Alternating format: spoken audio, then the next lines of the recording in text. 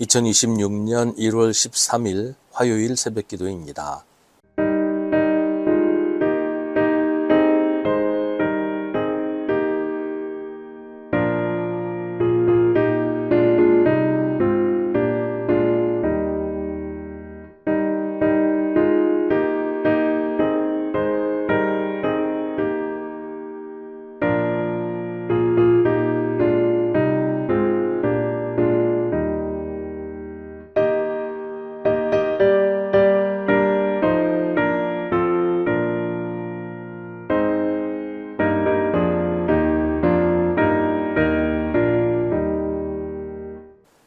고린도전서 12장 12절부터 26절입니다. 몸은 하나이지만 많은 지체가 있고 몸의 지체는 많지만 그들이 모두 한 몸이듯이 그리스도도 그러하십니다.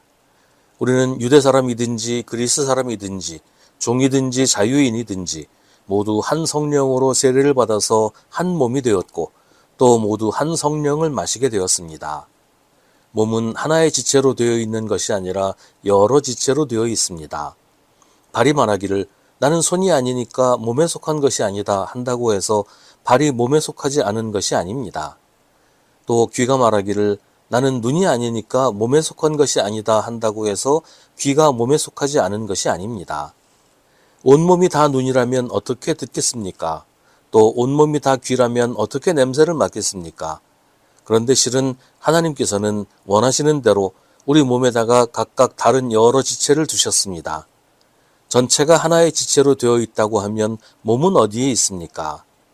그런데 실은 지체는 여럿이지만 몸은 하나입니다. 그러므로 눈이 손에게 말하기를 너는 내게 쓸데가 없다 할 수가 없고 머리가 발에게 말하기를 너는 내게 쓸데가 없다 할 수 없습니다. 그뿐만 아니라 몸의 지체 가운데서 비교적 더 약하게 보이는 지체들이 오히려 더 요긴합니다. 그리고 우리가 덜 명예스러운 것으로 여기는 지체들에게는 더욱 풍성한 명예를 덧입히고 볼품없는 지체를 더욱더 아름답게 꾸며줍니다. 그러나 아름다운 지체들은 그럴 필요가 없습니다. 하나님께서는 몸을 골고루 짜 맞추셔서 모자라는 지체에게 더 풍성한 명예를 주셨습니다. 그래서 몸에 분열이 생기지 않게 하시고 지체들이 서로 같이 걱정하게 하셨습니다. 한 지체가 고통을 당하면 모든 지체가 함께 고통을 당합니다. 한 지체가 영광을 받으면 모든 지체가 함께 기뻐합니다. 아멘. 바울은 교회를 그리스도의 몸으로 비유합니다. 교회는 예수 그리스도의 몸이고 교회에 속한 교인들은 그 몸을 형상하는 지체입니다. 이 비유는 대단히 중요합니다. 몸의 지체는 몸에 속하고 몸을 형성합니다. 그러나 단순히 지체들이 모여 있다고 해서 몸이 되는 건 아니에요. 지체들이 유기적으로 결합되어야 몸이 됩니다. 서로가 서로에게 연결되어서 서로가 서로에게 영향을 주기도 하고 받기도 해야 합니다. 또 지체들이 하나의 몸을 형성해서 그 몸에 다 붙어 있어야 몸이 되는 것이죠. 하나의 몸을 형성하지 않으면 몸도 아니고 지체도 아닙니다. 몸에는 여러 가지 지체들이 있습니다. 여러 지체들은 각기 자기의 고유한 기능과 역할이 있습니다. 지체들은 모두 필요하니까 있는 것입니다. 아무 쓸데도 없는 지체는 없어요. 그러니까 누구도 누구보다 우월하고 누구보다 열등하고 그런 건 없어요. 어떤 지체가 하는 기능이 좋아 보인다고 너도 나도 그 지체가 되려고 해서는 안 됩니다. 그러면 눈이 중요하니까 눈만 한 10개 달리고 팔이 중요하니까 팔만 한 10개 달리고 발가락은 없고 코는 없고 이건 몸이 아니죠. 바울은 계속해서 지체는 여럿이지만 몸은 하나라는 것을 강조합니다. 바울이 이렇게 말하는 이유는 이 비유가 성령의 은사와 관계된 비유이기 때문입니다. 성령의 은사는 다양합니다. 각 사람에게 다양하게 주어집니다. 그러나 그 은사는 모두 한 성령께서 주신 것이고 하나의 교회를 형성하고 하나의 교회를 섬기기 위해 필요한 것입니다. 모두가 같은 은사를 받을 수도 없고 또 어떤 은사가 다른 은사보다 더 우월하거나 열등하거나 그런 것도 아니에요. 하지만 고린도 교회에서 은사 때문에 이런 문제들이 생겼다는 것이죠. 그래서 바울은 계속해서 이 점을 강조합니다. 21절에서는 눈이 손에게 너는 내게 쓸데가 없다고 해서는 안 된다고 합니다. 교회에서 그런 일이 있어서는 안 된다. 이 말은 고린도 교회 안에 이런 일들이 있었다는 얘기이기도 하지요. 바울은 그래서는 안 될 뿐 아니라 그건 하나님의 뜻과 반대되는 것이라고 말합니다.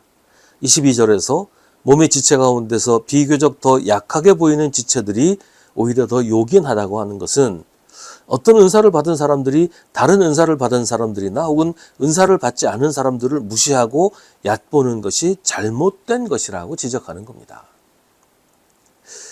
그와는 반대로 더 좋다고 하는 은사, 눈에 쉽게 띄는 은사를 받은 것은 그 사람이 잘나서가 아니라 오히려 남들보다 부족하기 때문이라고 바울은 말합니다.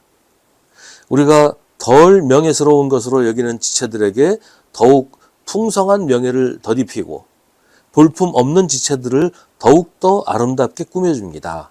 그러나 아름다운 지체들은 그럴 필요가 없습니다. 하나님께서는 몸을 골고루 짜 맞추셔서 모자라는 지체에게 더 풍성한 명예를 주셨습니다.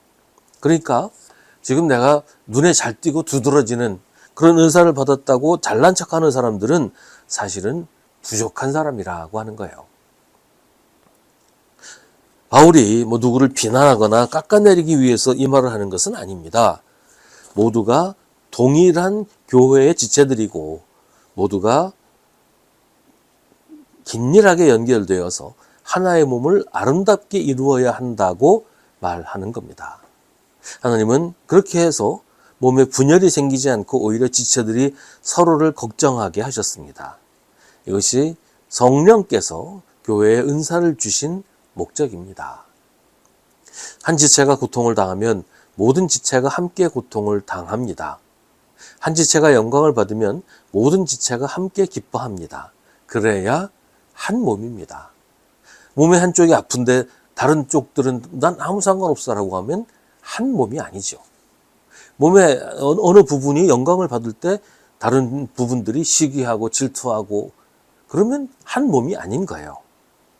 한 몸은 몸의 어떤 부분이든지 아파할 때 온몸이 아파하고 몸의 어떤 부분이 영광받을 때 온몸이 함께 기뻐하는 것, 이게 한 몸입니다. 그게 교회입니다.